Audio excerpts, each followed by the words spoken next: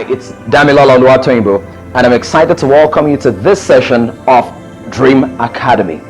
4 years ago, precisely in 2008, I had a burden for the young people all over Nigeria. Many of them with gifts, talents, unique abilities, zest and zeal, enthusiasm, and the willingness to make a difference. However, lacking one thing, the right strategy to influence things and to fulfill their dreams. Well, after a while, I couldn't hold it back to myself. I decided to assemble some of the finest minds that I had access to. Teachers, thinkers, and trainers who had ample experience in different areas of their lives and were willing to share with the young people of our nation. Today, we receive testimonies from scores of people who have walked through the doors of Dream Academy and are now beginning to influence the different areas of their concerns in the workplace, in the marketplace, and even in the ministry. This year, we have been privileged to listen to teachings along the lines of personal development, business growth, customer service, emotional intelligence, and a wide variety of other life skills that our traditional academic institutions do not furnish us with. I know you're possibly wondering, what exactly is Dream Academy? Well, Dream Academy is a unique learning environment where we furnish people with the right tools, tips, and techniques to fulfill their dreams. We teach life skills that are not generally offered at our traditional academic institutions, ranging from effective communication to effective leadership, social intelligence, emotional intelligence, CV writing, personal branding, and lots more. DREAM is an acronym for Developing Reformers, Entrepreneurs, Advocates, and Managers. So if you desire to sharpen your skills along those lines, this is the school for you. It's my pleasure once again to welcome you to Dream Academy. I hope you enjoy listening to our facilitators, learning from them, but more importantly, applying the things you learn so that you can inspire others too. Great to have you here.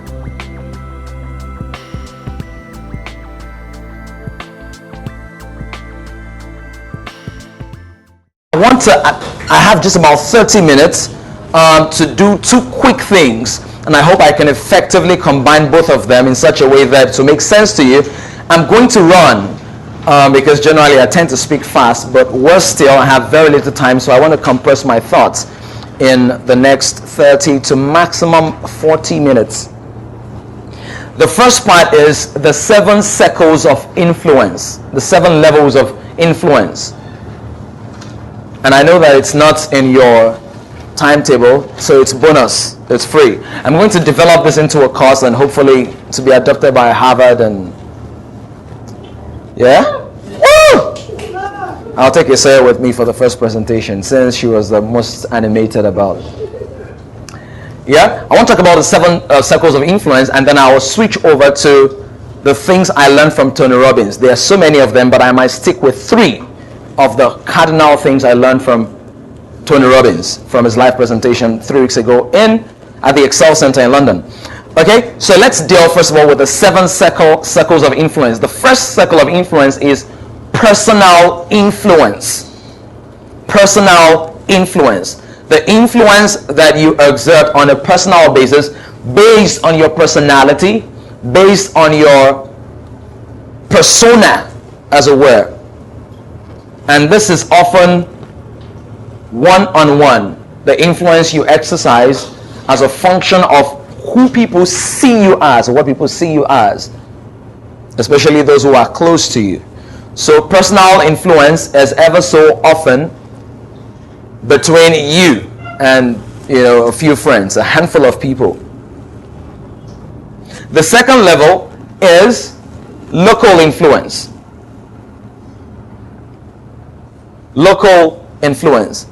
Now this has to do with the influence you exert in your immediate environment. So if you're in a school, it's the influence you exert in your school, your classroom, or your dormitory, your hallway. Yeah? Now local influence is very important because that now brings you to servant leadership. The emphasis of personal influence is a personal touch.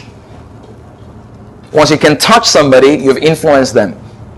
Right? The emphasis of local influence is service, meeting a need, Jim Rohn, one of the greatest speakers on personal development, he passed on about 2 or 3 years ago. He said, never bring your need to the marketplace. Bring your skills to the marketplace. I like to put it this way. Don't be need conscious, be seed conscious. Be seed conscious. Bring your seed to the marketplace. When you go to the field, don't go with your need, go with your seed. Because when you go with your need, you have a lack mentality. When you go with your seed, you have an abundance mentality. The scarcity mentality is the bedrock for poverty. The scarcity mentality is the bedrock for poverty. Okay? So to exert local influence, your objective is not to be served, it is to serve. Now the third level of influence is regional influence. So this now goes beyond your personal touch and goes beyond your local touch. Now, another thing about local influence is, please write this down. Every global leader starts as a local follower. Can we say that together? Every global leader starts as a local follower. Okay? From your locality, you enter into a platform where you can influence people based on your region. Okay? So let's assume, and sometimes your region is not geographical. Your region could be socio-economic. Okay? So as a student, your region, your locality might be your campus, your university campus. But your region is universities or campuses. Do you appreciate that? Is that clear enough? Okay, now the fourth level is national influence. National influence, where you now become recognized as an ambassador of your nation. You represent something in the culture. When you speak, a certain constituency listen to you and they follow you, they buy into you. This could be based on their interface with you via their blog, their website, or rather your blog and your website, or your book or your material. National influence. The emphasis there is collective success or collective interest, right? The emphasis of regional influence is multiplied impact. Multiplied impact. The emphasis for local influence is service, and the emphasis for personal influence is what? Personal touch. Now there's international influence, and the emphasis of international influence is the shifting of paradigms, the shifting of the way people think, the way people reason, the way people operate, the dynamics of policy making. Does not have to be governmental in its administration. It could be influential in terms of the way things are done in a certain sector of the economy, certain sector of the industry, the way leadership evolves, or the way concepts are shared. So the emphasis there is what? Shifting of paradigms. The emphasis of national influence is what? Collective success. Right? The emphasis of regional influence is multiplied impact. Now the sixth level, is that the sixth or the seventh? Oh yeah, the sixth level is global influence. International means that you cross nations, you cross boundaries. You're now recognized in different parts of the world. But global basically means you are a phenom. Your name does not only ring a bell, it's the entire orchestra. You know, when people say your name rings a bell, you haven't gotten there yet. When you become global, your name is the bell. In fact, your name is the whole symphony, the whole orchestra. Case in point, Nelson Mandela. That's global. Any other example? Pretty much, by virtue of his political wherewithal. He's a global figure. I mean, people are just tweeting all kinds of things. You know, they've been doing that for the last 24 hours about election results and how they're happy they are back to the White House. I mean, Nigerians who are not in any way remotely connected to Obama other than the fact that they call him a black man. But as black as he is fairer than many of the people will call light. If you really look at him. Yeah? So, he's a global figure. True or false? Do you know of any international leader? Anybody who operates on the level of international influence? Anybody? Donald Trump? John Maxwell is, in my estimation, almost, international. Donald Trump, yeah? Donald Trump again? Kenneth Copeland? Now, Miles Monroe. Now, in the church aspect, who would you call a global? Global. Billy Graham is perhaps the most undebatable example. International. There are many parts of Asia where Bishop Jakes is not known. Kenneth Hagin, maybe international. Global means that the walls have actually collapsed. I mean, everybody accepts you. In a way, they don't understand you, but they know you. Noreos is national. Oreos is international. But bread is global. Right? Bread tastes different in different economies, but... And it's not about marketing. There was one DP I saw. Mama know they do adverts, but now in they sell pass. Have you ever seen a Momo advert? Do you know what Momo is? Did someone say yes? Yeah. Okay, I have someone from my side. Now all the other people that are forming, like I don't know what that is. What's Momo? It's not Momo. It's Momo. I don't know how to spell it though, but yeah. Examples of people who have national influence. National? Jonah. Yeah, the President Jonathan, national influence. Who else?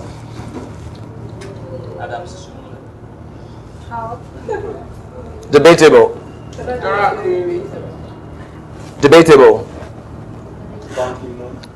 Because one of the things, yeah, definitely, but he's international by virtue of his platform, as UN Secretary General. Bishop Oyedepo is more than national. He's an international figure. They have great mission expressions outside of Nigeria that sometimes eclipses what they're doing in Nigeria, apart from the crowd they pull. They have a lot of stuff they do outside. Okay, so national influence. Let's look at different sectors. Any other example? Kanu Nwankwo is an international figure, actually. Well, was an international figure. Depending on your career and the platform you're standing on, you can move from international to regional. Philandro is a national. He has national influence because his thoughts and ideas are sought. People are willing to pay for what he has to say. They are willing to look for him. Yeah? Dangote, international. Because he exports loads of things, right? And there's some economies that depend on him. And then by virtue of his net worth, if he withdraws his money from certain banks in Europe, they might have a breakdown. Right? Okay, now what about regional? Yeah! You said there's one guy called Damilola Oluwatoyinbo. Possibly, maybe. Maybe.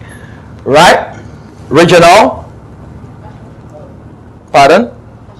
My very good friend Pastor Jerry he has regional influence. Steve Harris has regional influence in thought. He hasn't, in my estimation, he has not hit national. Philandro is national. Yeah? Because it's not just about the popularity.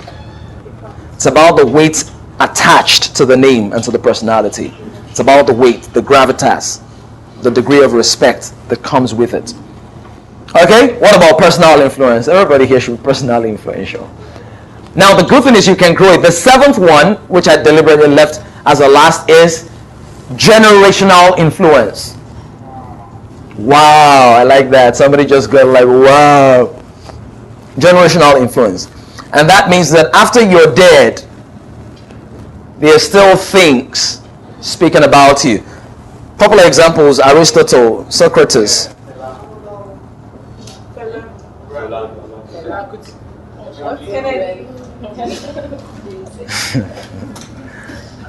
I'm not saying anything.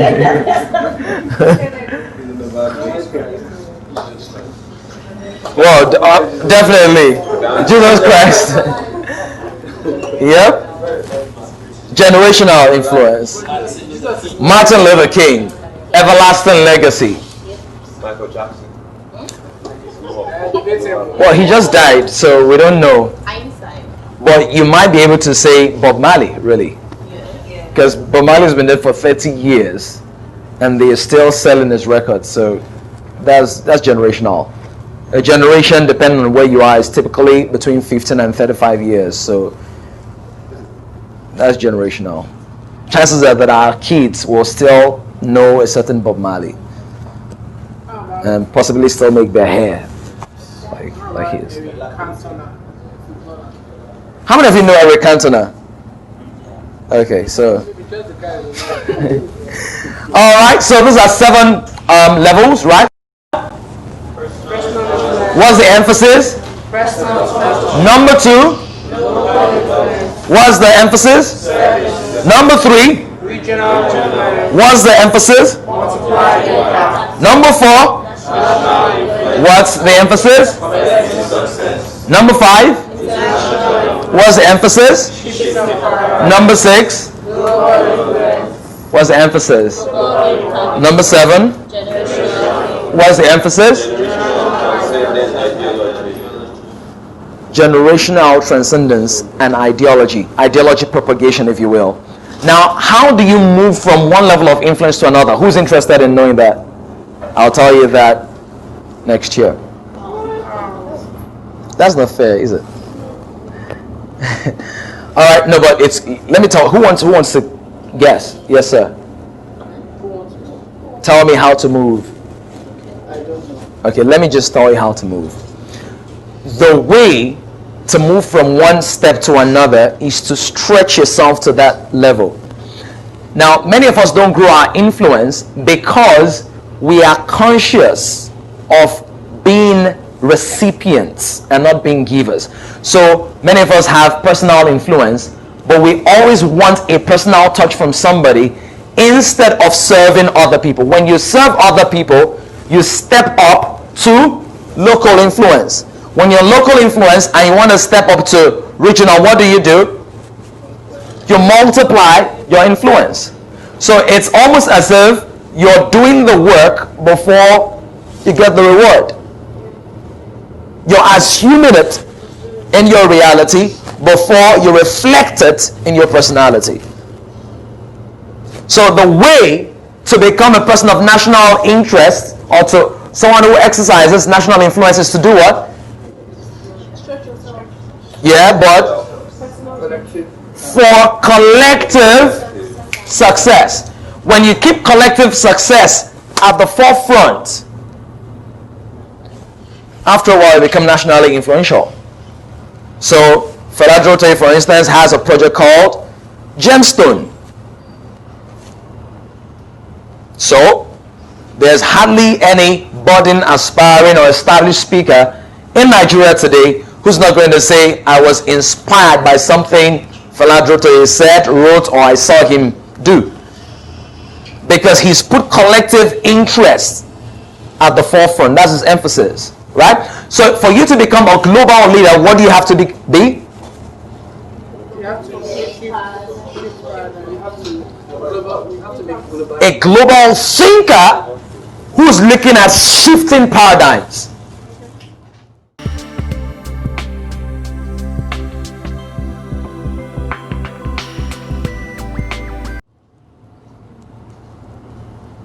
Coca-Cola is global and generational. Their competition now is not Pepsi, water. Because water is global. Pepsi is not global. Pepsi is international. So Coca-Cola says our competition now is water. And for some of us, they're already winning the game. If you take more Coca-Cola than water in a day, raise your hand.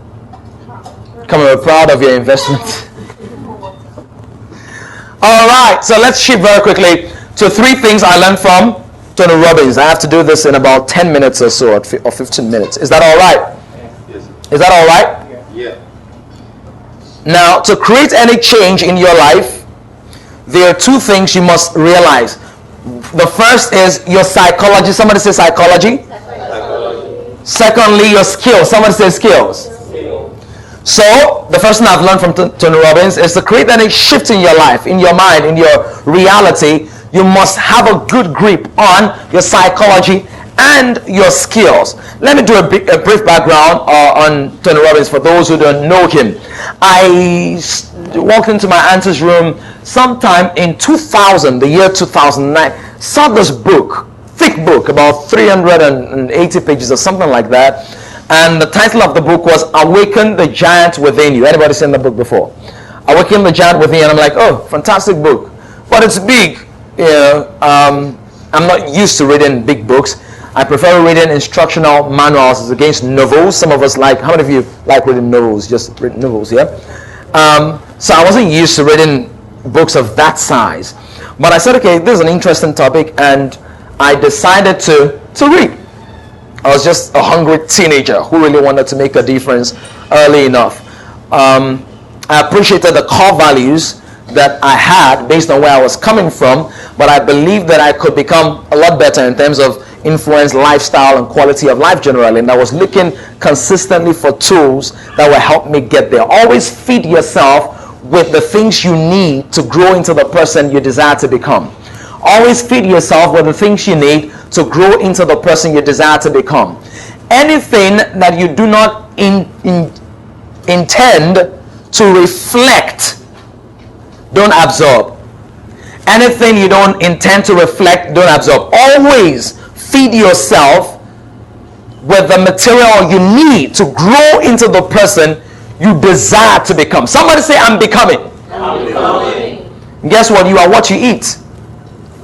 You are what you eat. And then, of course, your resource determines your course. Yeah? Birds have wings, that's resource, so they fly. Fish have fins, that's resource, so they swim in water. Your resource determines your course. And I read this book and I'm like, oh my goodness, this guy is sharing some really deep things.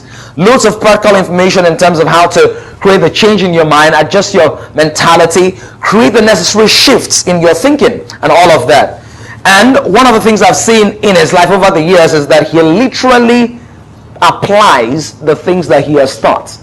So I like to see it this way. He teaches what he applies. And the first of it is your psychology and your skills. Now your psychology constitutes 80%, your skills 20%. If you have the right skills without the proper psychology, your skills will become counterproductive. It's like being proficient without being efficient. That's like having the right techniques, right? The right techniques, but at the same time having the wrong attitude. Do you know some people who can do things really well but they're nasty? Anybody like that? No. I'm not saying you're like that, but I'm saying you know somebody like that. Yeah?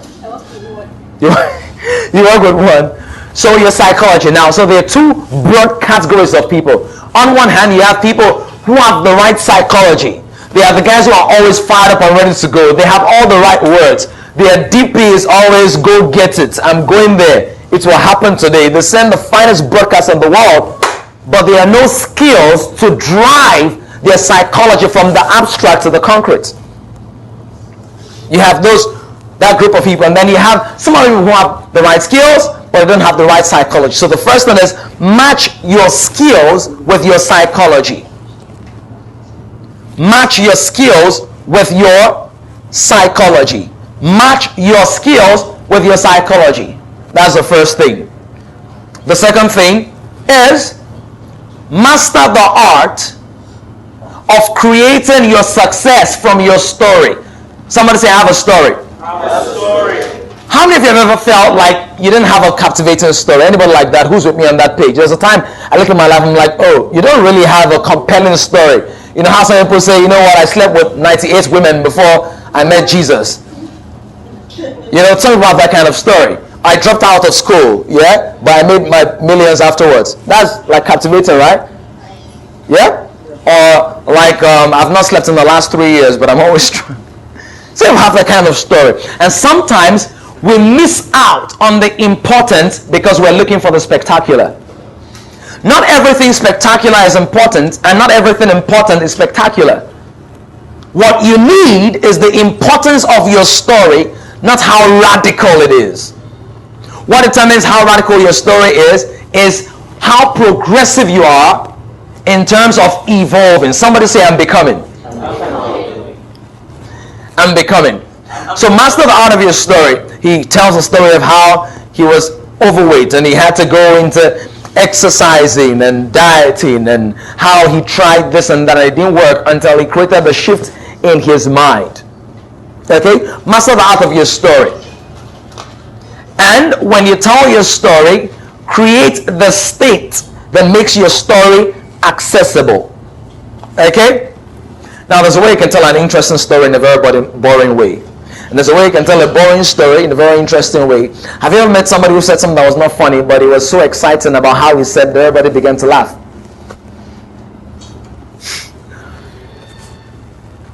Yep. Master the art of telling your story. I'm told my time is up, so let me just give you the last. Pardon? Everybody looked that way. They're not happy about the time. They wanted you to talk some more. Okay, so let me talk some more. Master the art of telling your story. Let me give you a couple of examples. For you to find your story, you have to reflect, because it is reflection that converts experiences into insights. Reflection is the converging lens that converts the rays of your experiences into the laser beam of insight. You can't gain insight without reflection. There's no reflection if there's no experience to reflect on. Okay? So when you look at your life, there are certain things that happen to you that somebody else needs to learn from. True or false? Is there something that's happened to you before you're like, no, this must not happen to any other person? That's your story. That's a critical part of your story. Okay? So if you're like me and you didn't graduate with your mates when you were in school, that's a part of your what? Your story. Or if you're like you and you grew up in a house where bread and pepper was a delicacy, not stew, bread and dry pepper, that's your. If you're wondering what you're doing here, that's your story. So reflect, and in fact, you will find your story when you think about it. You will find your story, and that is what gives you leverage. Yep. Number 3, you have to change your state to change your status. You have to change your state. We're going to do a little exercise as we begin to wrap this up. You have to change your state to change your status. Now, you can't get everything done in the same state. Look at your neighbor. Let's do a little practice. And then we're going to stand. Carefully lift your chairs and move them to the back. Carefully. And then stand. Carefully. Carefully.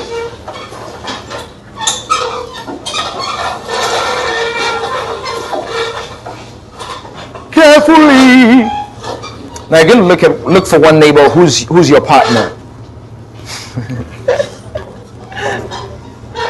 Yep.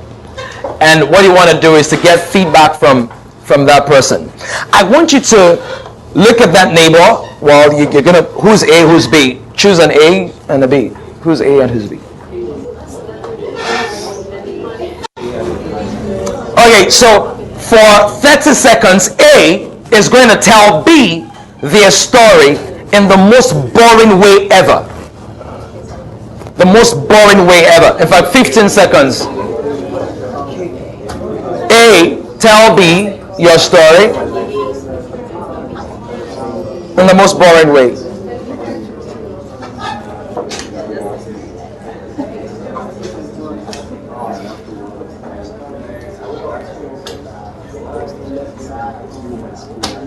When you hear me clap twice, B is going to tell A.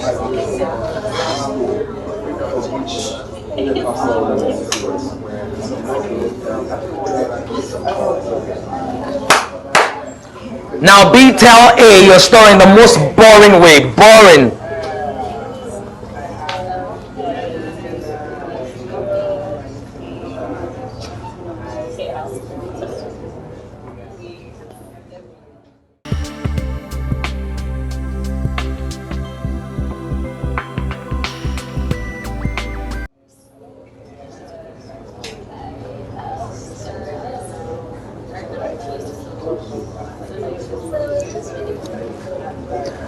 Okay, time up. How did that feel?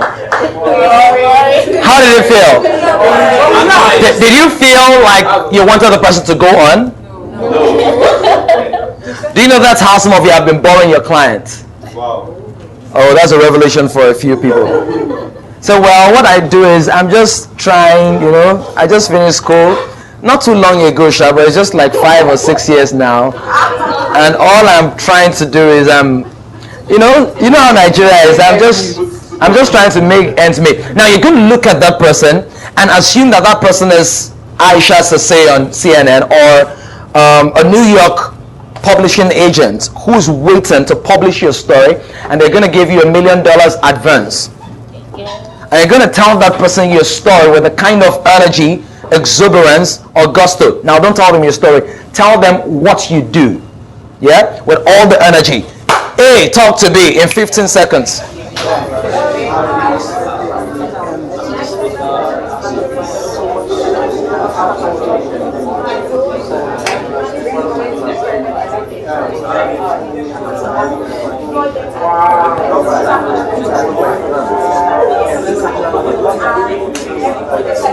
Switch! B, tell A your story.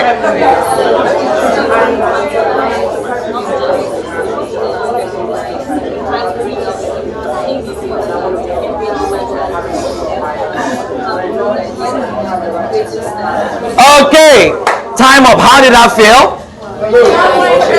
Did you notice anything different? She was dancing. I noticed she was. What are you talking about? I want to learn how to dance. What are you talking about? Teaching. And she was dancing. What happened? What happened? Her body changed. Okay, any other observation? The face, right, was open, and eyes are windows to the soul. Some of us are always squinting, so nobody can see into you. Because they can't see into you, they can't buy into you. Because they can't buy into you, you can't buy into your future. Because you're not eyeball to eyeball, you're not glowing with pride. Right? So people are not convinced that you are convinced about what you claim to be convinced about. Okay, any other thing? The energy, and you felt like something good was coming out of it, right? Now, can anybody be honest that you didn't understand everything the person was saying? Anybody like that? But you still listen in. Why? And you were nodding. Why? Are you aware that there's a way someone can tell you that you're stupid and you will nod and smile? Why? Because of what they're saying? No, but how they're saying it. So note this, the how is sometimes more important than the what. A bullet is not powerful except there's a powerful trigger. No, please remain standing. Except there's a powerful trigger to let it go. A bullet is only as forceful as the trigger behind it. Your state is the trigger behind your expressions. It is the trigger that releases that energy, that life, that verve, that nerve, that robust personality. And everybody in here can work on their personality. Don't say, oh, I'm just so boring. I'm an introvert, I'm very shy. I used to be dead shy. Not dead shy. I used to be shy. right?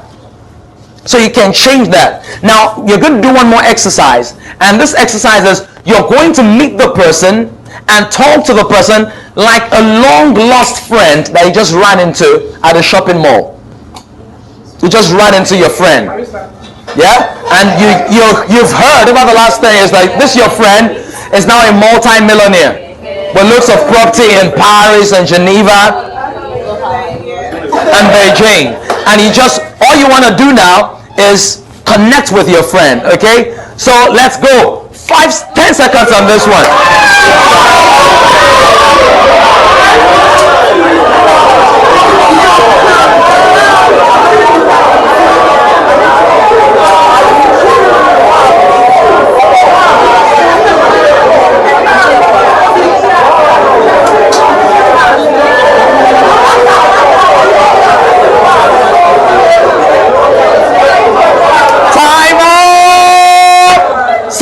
Shout, I'm an achiever.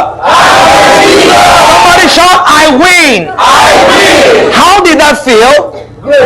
Do you notice that your voice is louder, that your voice is stronger, that your face is brighter, that your energy is a whole lot more, that you were hugging people, and some minutes ago you're wondering why is he wearing that shirt, and why is his hair half combed, and why is she attaching the old weave on? But the moment you change your state, you weren't concentrating on how they were looking, you were concentrating on how you were feeling because of what you were getting from them. Now many of us are self-conscious. My hair is not well done. Some of the greatest salespeople have pimples on their faces, but their personality is the makeup. Oh, you don't hear what I'm saying, do you? Their personality covers that up. If you're really starving and you're hungry, you don't care how many pimples the pizza boy has, as long as it's got your pizza or your baked beans and your Chinese. That's all you're concerned about. So you change your status by changing your state. Now, how do you change your state? By changing your statements. You change your statements. Everybody has a statement at almost every point in time. When you meet somebody, most times, by default, the statements are negative. Why is she so happy? Why is she smiling so much? Oh my God, did I zip up? Oh, my shoes are dirty. My wristwatch does not match my belt. Change the statement. What's the statement? Here's an opportunity to make a difference. I'm meeting a new friend. I'm doing something. I'm going to share. I'm going to bless somebody today. When you have that attitude, you increase your altitude. When your statements are right, your state is right. When your state is right, your status becomes right. There are too many people who are trying to upgrade their status but never getting there, because you can't upgrade your status until you change your state. And you can't change your state until you change your state. Even changing your state geographically. To move from Lagos State to Oyo State, you've got to make a statement to your driver. So your statement is the force that drives the flow of your emotions. You appreciate that? Your statements. So when you say, I am sick, all the cells in your body say, we are sick, we are sick, we are sick. But when you say, I am strong, I'm powerful, I'm fine, I'm good looking, blessed, highly favored, I'm rich, okay? What happens? What happens? Energy. So your psychology controls your physiology. When you stand up, people listen to you. When you slouch, you don't even listen to yourself. That's why, even if you're in between jobs now, it is a bad idea to lie on your couch all day. When you dress up, you think up. Say, I'm just dressing down. Just dressing down. When you dress down, you tend to go down. Dress up! Stand up! Look up! Alright? I gotta close this, but let's make some affirmations. Say, I am strong. I am wise. I am beautiful. I am rich. I am wealthy. I am creative. Now, let's add a little more drama to it. So think about it with an attitude. Say, I am strong. I am rich. I am wealthy. I'm charismatic. I'm dynamic. I'm lovable. I'm charming. I am blessed. I'm prosperous. And progressive. Every day and in every way. I'm getting finer and finer. Better and better. Richer and richer. Stronger and stronger. Mighty and mightier. I am blessed and highly favored. I increase in value, in volume, in velocity. I'm not a local champion. I'm a global figure. Now see your face in front of Time Newsweek. See yourself on CNN, Forbes. Okay? And celebrate your future now. Celebrate.